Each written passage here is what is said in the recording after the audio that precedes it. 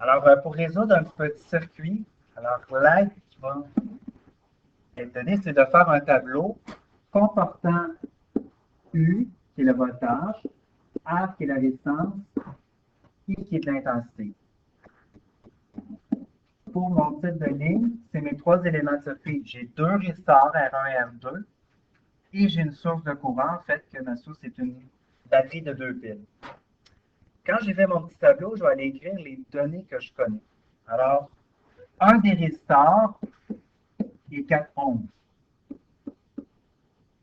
Alors, je m'en vais mettre mon 4 ohms dans mon petit tableau. J'aurais pu mettre R1 pour 12 ohms, ça n'a pas d'importance. Mon R2, je vais dire que c'est mon 12 ohms. Je vais le placer dans mon tableau. Finalement, la donnée que je dois aller placer, c'est de 12 volts. Donc, les volts, c'est le U. Mon voltmètre est branché en parallèle avec la source, donc il mesure la source. Quand vous avez fini de placer toutes vos données, la question la plus importante, c'est de se poser si c'est en série ou en parallèle. Donc, j'ai un circuit ici où il y a une séparation, je suis en parallèle. Même si ce n'est pas obligé, je vous suggère quand même de l'écrire dans le coin en haut à gauche de votre tableau. Comme quoi, c'est parallèle. Pour trouver le tableau, on vous demande de trouver tout ce qu'il y a dans le tableau. On vous demande donc de remplir le tableau et de tracer le circuit avec la résistance équivalente. La résistance équivalente, c'est la résistance à la source. Toujours, pas d'exception. J'ai deux formules. Pour trouver ma résistance équivalente, je suis en parallèle. Alors, un petit rappel, la résistance en parallèle, c'est en parenthèse R exposant moins 1 plus le résisteur 2 exposant moins 1, le tout à la moins 1. 4 à la moins 1 plus 12 à la moins 1, le tout à la moins 1. Bon.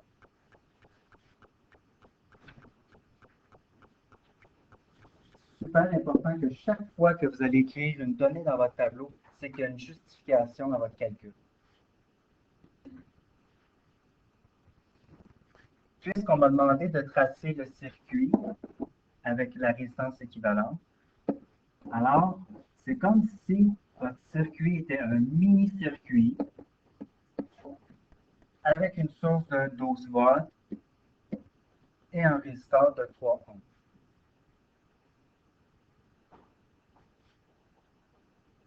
Pour le tableau, est-ce qu'il vous manque une ligne ou une colonne, un chiffre?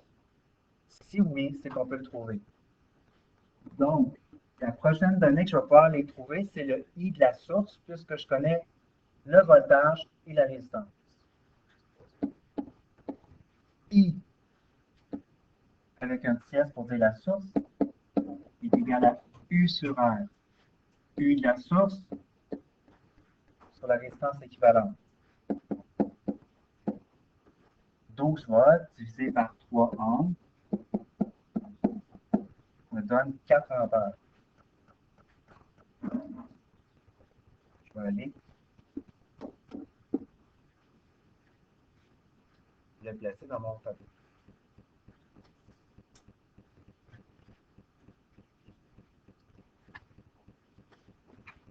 Ensuite, je me pose toujours la même question. Est-ce qu'il y a une ligne, une colonne qui m'en manque juste un?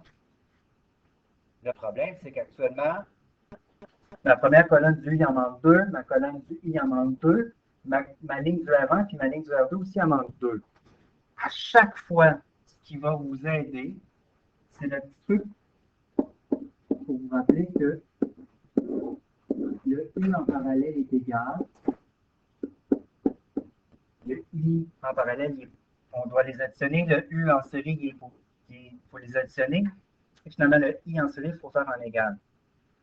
Puisque j'ai un circuit qui est en parallèle, le U doit être égal et le I doit être plus. Donc, si mon U est égal, je vais aller mettre des 12 volts partout. Super important. je viens d'écrire quelque chose, je vais le justifier. U de la source égale U1 égale U2 égale 12 volts. En parallèle, en parenthèse, en PC, c'est parce que j'ai un circuit en parallèle.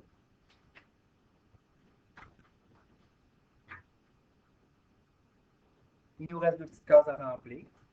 Ben, puisque R1, je connais le U et le I, de la même façon que pour la source, je vais pouvoir trouver le I, 12 volts, sur la résistance que je vais aller vérifier qui vaut 4 ohms, 3 ampères. Je vais aller le placer dans mon tableau.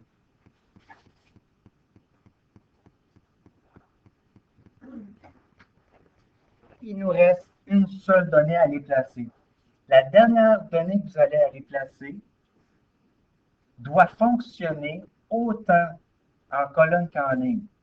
Ce qui fait que, je vais mettre un petit point d'interrogation, le I du R2, je pourrais le trouver avec la formule U égale RI, ou je pourrais la trouver avec la formule I1 plus I2 donne la source. Je vais donc y aller avec la deuxième méthode, mais à l'examen, vous mettez celle que vous voulez. I2 est égal à I de la source moins I1, 4 ampères moins 3 ampères, 1 ampère. Et j'aurais pu vérifier que U sur R, 12 divisé par 12, donne aussi 1 ampère. J'ai fini ma résolution du circuit.